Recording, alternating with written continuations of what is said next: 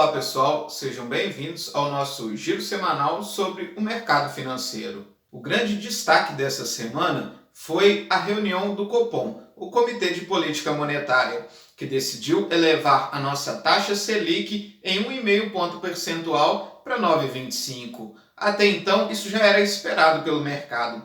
O que surpreendeu foi o tom mais duro do comunicado, já contratando para a próxima reunião, que acontece em fevereiro, um novo aumento dessa mesma magnitude. Isso mostra uma preocupação do Banco Central do Brasil com a inflação, que tem vindo forte e já está acima de 2 dígitos. Essa decisão saiu na quarta-feira e esse tom mais duro do Banco Central fez com que a Bolsa Brasileira caísse na quinta-feira. Tirando esse dia, todos os outros dias a Bolsa aqui subiu forte. E diversos fatores contribuíram para isso. O nosso Ibovespa ele encerrou a semana com uma alta de 2,56%. E o dólar teve uma queda de 1,17%, encerrando a semana cotado a R$ 5,61. Porém, na sexta-feira, ele começou a subir forte, não só aqui no Brasil, mas no mundo como um todo, e uma intervenção do Banco Central, que realizou um leilão de dólar na sexta-feira, conseguiu segurar o preço da moeda. O preço do petróleo, que subiu 7,83% essa semana, barril Brent encerrou a semana cotado a $75,35, ajudou o nosso Ibovespa, porque subiu as ações da Petrobras. Essa alta no petróleo veio devido a uma ação da Arábia Saudita que diz acreditar que a demanda para o ano que vem vai seguir forte. Ajudou também o minério de ferro, que subiu 3,54%. A tonelada ultrapassou a barra dos $100 e já está cotada a $102,50. Essa alta vem devido às ações da China. O governo chinês se mostrou disposto a ajudar o mercado imobiliário por lá. E lembrando que foi confirmado essa semana o calote da Evergrande, que não conseguiu pagar suas debêntures em dólar.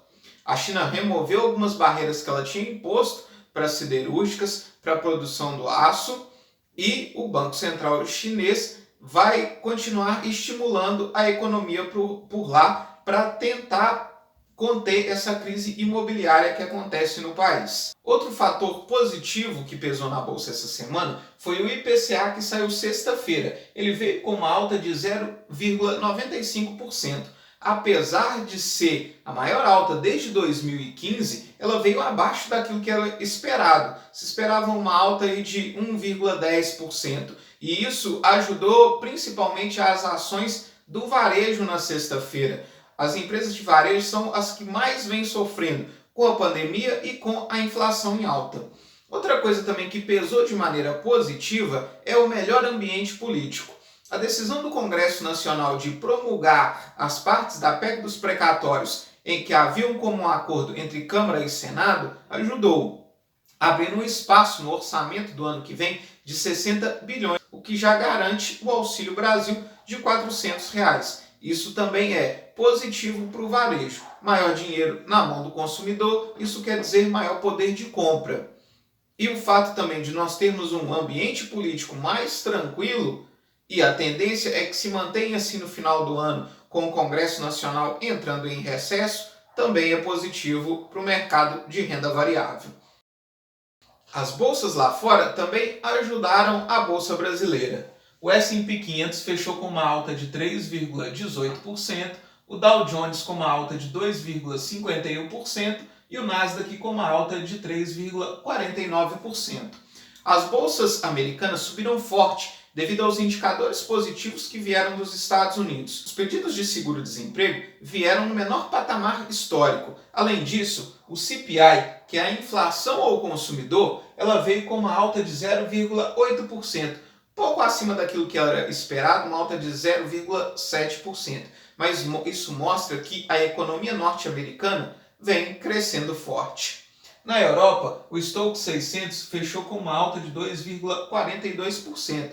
Apesar de ter caído na sexta-feira, ela teve alta ao longo de toda a semana. Na sexta, a Bolsa Europeia caiu devido aos temores com a nova variante Ômicron, que ainda apresenta algumas informações divergentes. Se por um lado as informações dão conta de que essa variante é menos letal, por outro, alguns países como o Reino Unido, por exemplo, já adotaram novas medidas restritivas, voltando a aconselhar o trabalho em home office. Além disso, na Austrália, foi detectado que o teste PCR ele tem dificuldade para detectar essa nova variante. Falando agora da renda fixa, o comportamento foi mais ou menos parecido.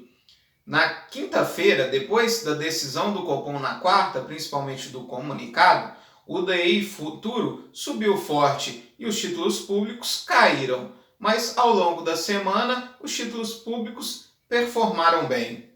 Isso se deve principalmente a um cenário político mais estável. Caminhando para o final do ano e com a parte da PEC dos precatórios já promulgada, isso garante um cenário político mais tranquilo. Lembrando que no final do ano a gente tem o recesso do Congresso. E só de não termos notícias negativas já é um ponto positivo.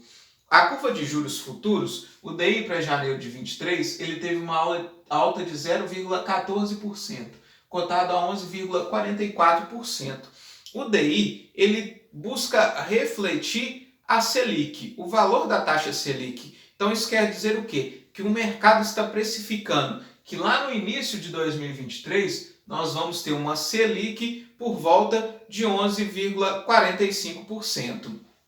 Enquanto isso, na carteira de títulos públicos, a parte pré-fixada rendeu melhor, subiu 0,77% e acumula neste mês uma alta de 1,7%. A carteira geral de títulos públicos também teve uma alta de 0,57% e acumula uma alta de 1,05%. Esse mês, a melhor performance estão vindo dos títulos mais longos, tanto do IMAB5+, que são os títulos atrelados à inflação com vencimento superior a 5 anos, tanto nos pré-fixados com vencimento superior a 1 ano, o IRFM1+. Um cenário que é contrário daquilo que vinha acontecendo ao longo de todo o ano de 2021. Na nossa agenda para a semana que vem, o destaque é taxa de juros. Nós vamos ter decisão sobre taxa de juros nos Estados Unidos na quarta-feira e isso deve trazer grande volatilidade para o mercado, principalmente essa mudança de postura do FED, do Banco Central norte-americano, do seu presidente Jerome Powell, e que deve adiantar o tapering e ainda já deve dar sinais de quando vai começar a subida de juros por lá, que deve começar em meados de 2022. E se os juros sobem nos Estados Unidos, isso deve contaminar o mercado dos países desenvolvidos de uma maneira geral. E se há uma elevação da taxa de juros nos Estados Unidos e em países mais estáveis, nós temos uma diminuição do fluxo estrangeiro nos países emergentes. Isso quer dizer que a Bolsa Brasileira tende a cair e o dólar tende a subir. Nós vamos ter também as decisões sobre taxa de juros no Reino Unido, na zona do euro e no Japão. Tudo isso acontece na quinta-feira. Aqui no Brasil, a grande expectativa é pela ata do Copom, que sai na próxima quarta-feira, para a gente entender o que levou o Banco Central do Brasil a adotar essa postura extremamente rígida em relação à inflação. E nós temos também a divulgação do IBCBR, que é considerado uma prévia do PIB. Muito obrigado e até a nossa próxima semana.